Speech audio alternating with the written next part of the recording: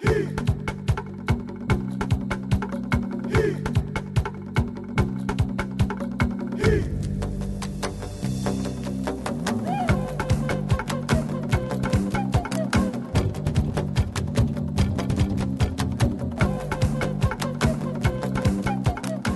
and welcome to Pacific Pulse. I'm Clement Paligaru. This week, Tania's in Tonga for the Oceania AFL Cup to see how the Pacific is embracing the Aussie code of football. Dance is integral to cultures of the Pacific. In Yap, in the Federated States of Micronesia, everyone is expected to know and participate in the dances of their village.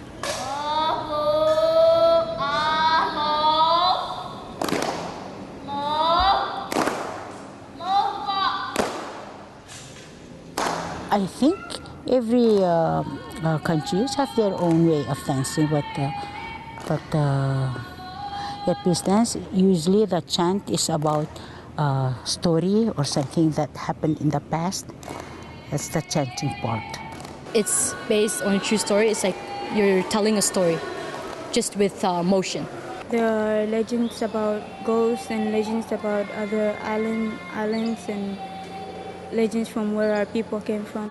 They talk about the story when the gods still mix with the human and how the gods tend to help.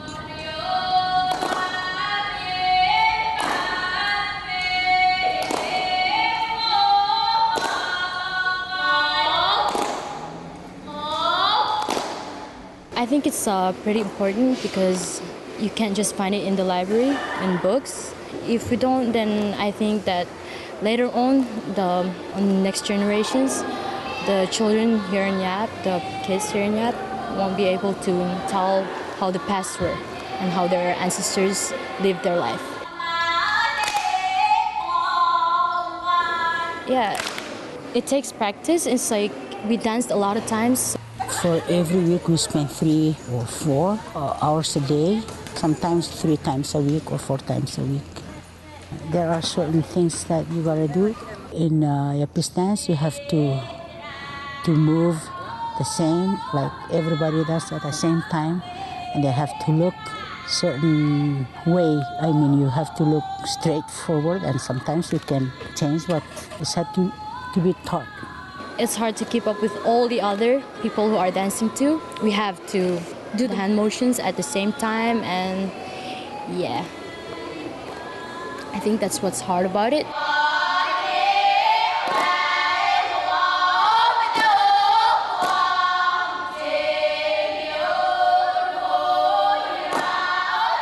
They have to also learn how to breathe in and then don't talk suddenly or start low and then raise the voice, or all those, so they blend in together. The dance depends on just the chant. If sing it slowly, then the movement has to go slow. But when she sings faster, then those people who perform move faster.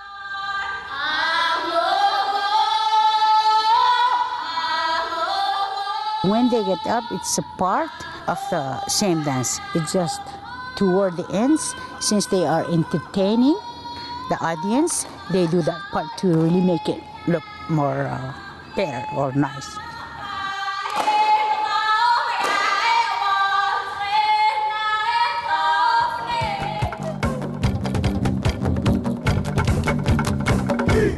I'm in Tonga this week, where a new code of football is making its mark in this rugby union mad region. Tonga is hosting the AFL Oceania Youth Cup, with players representing 8 Pacific nations taking part.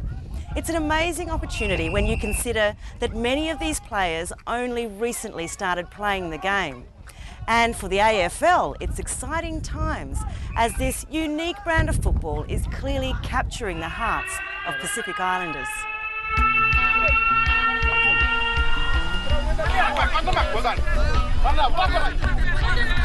I think AFL is a very beautiful game, tough, and yeah, it's coming a bit popular in the South Pacific and everybody is loving it. In the Pacific, I reckon there's sort of 38 to 42,000 playing the game, and playing the game in a semi-serious note, an Auskick program or school competition, Hopefully, some year we'll go to Australia and play with those tough guys there. To inspire guys like Gideon, the AFL has brought some Pacific stars to the Tonga tournament. Yeah, we're just over here promoting Aussie rules football and, just trying to help out the youth. Fijian Nick Naitanui was the number 2 pick in the 2008 AFL draft. Legendary rugby league player and Tonga national Israel Folau has recently made the switch to AFL. Probably the main games in the Pacific is rugby union and rugby league, so it's a little bit weird as well for me. I'm playing rugby league my whole life, and now I'm seeing a different game, and it's a chance for them to switch codes, and they can do it. So for myself, it'll take a bit of time over the next year or so to try and adapt to the game. There will be AFL players in a couple of years' time that will get drafted. The minimum age we can draft someone into the AFL, you need to be 18. So you two boys are 2 years away, 16. My name is Club Melbourne Richmond Tigers. Over here helping out the AFL and their PNG and the Tongan program, the Pacific program, and obviously looking for new talent. We've got 2 boys, Gideon Simon and Nathan Malback in the PNG Academy in Port Moresby, which is really exciting. We see a really exciting opportunity for more recruits to come to Australia to play AFL football, and we see the Pacific as a really good breeding ground for Aussie rules. I think they bring a bit of an X factor to the game because of their athletic traits. The PNG boys obviously have fairly dynamic sort of kids. They're very quick and very lateral. The Tongan boys, obviously, like Israel Folau, are physically and athletically a lot bigger than a lot of the Australian guys, so they got the size, the weight and the speed to play the game, so I think it'll add a real excitement factor.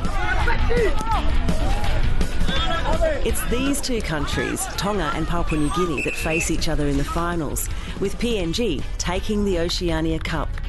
But at the other end of the competition ladder, there are winners too.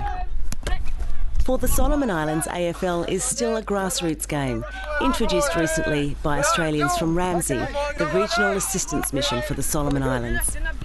All right, that was good. The boys have been playing together for about 5 years now, just themselves with some of the Ramsey police officers and military. But they come from Namuliki. It's a quarter settlement in Honiara. And it's a fantastic thing because most of the boys, I think 21 of the 24 had never been on a plane before. They're nearly all from settlement areas, so struggling, and it's just fantastic for them to come across and not only just to be here, but then to win their first game, and then today to beat the very strong New Zealand team to finish 5th.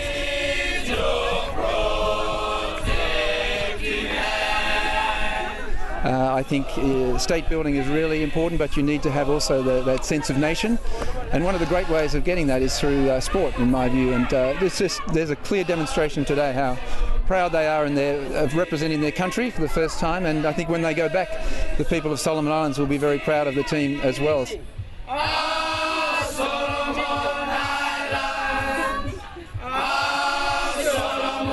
I think they have seen the whole point after playing for so many years. They know that there's something at the end of their playing, that there's a tournament there they can build on and do something with AFL. And let's say there is future of AFL in the Solomons.